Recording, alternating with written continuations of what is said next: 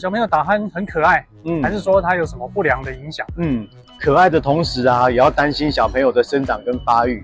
因为小朋友的打呼常常也是睡眠呼吸中止症的症状，不只是半夜睡不安稳打呼，白天也会变得比较过动，专注力跟这个学习能力都会受到影响。因为小朋友不会讲，所以他就用注意力不好。成绩变差这样来表现。对，有很多研究的文献上面指出，做 IQ 的智力测验也会比较差。这些病患如果好好的治疗，晚上睡得好了，智商平均会增加3到5左右，连人都变聪明了。对，学校的成绩也变得进步，而且人变得更稳重，所以这个不能掉以轻心。如果小朋友有睡不安稳、翻来覆去、打鼾，其实接受医师的专业检查，假如真的是被扁桃腺跟腺样体严重阻塞，这种开刀当然就会有很大的改善。